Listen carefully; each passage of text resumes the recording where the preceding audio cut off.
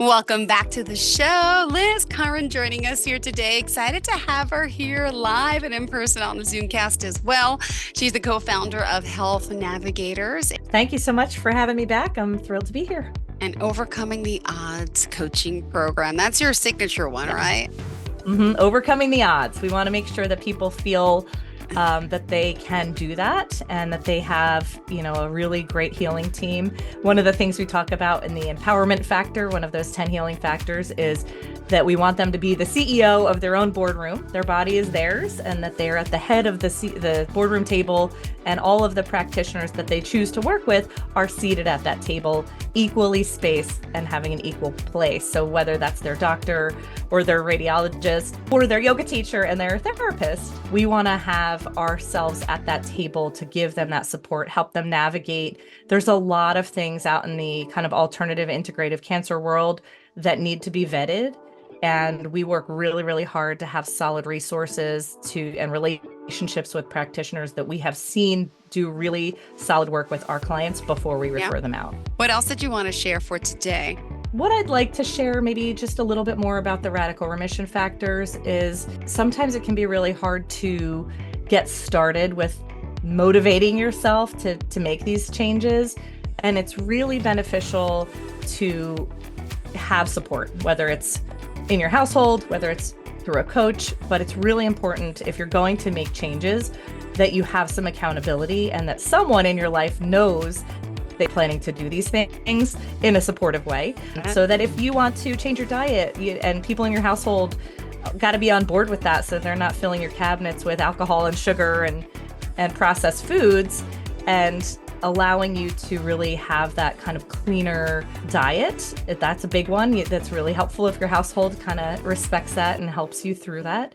But also, leaning on your friends and family for increasing positive emotions and making sure that you really feel like you have times of joy, because the diagnosis is a really big thing.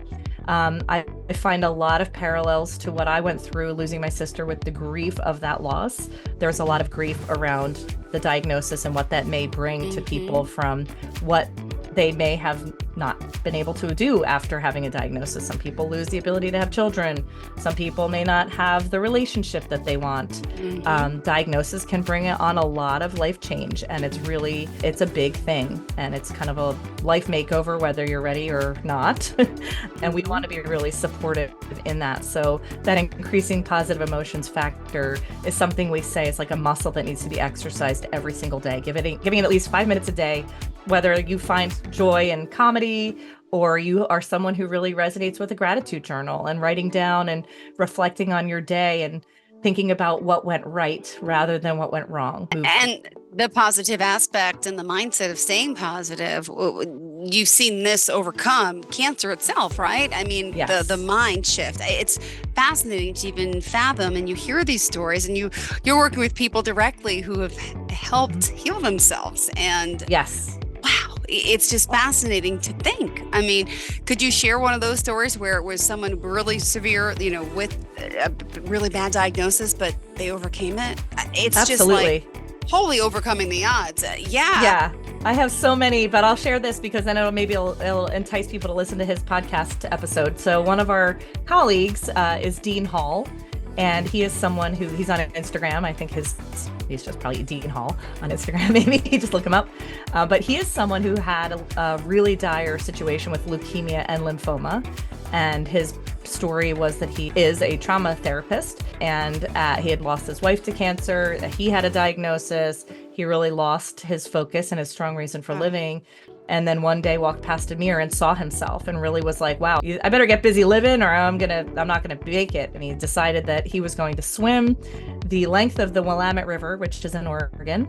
And he basically put a team together. He was always had been a swimmer and a lover of the wild. And he managed to make his way down that river over the course of 22 days. And during that time, he went into hypothermia 4 times. And when he came out on the other side, he went back to his doctor after the completion of that swim, and there was no leukemia in his body.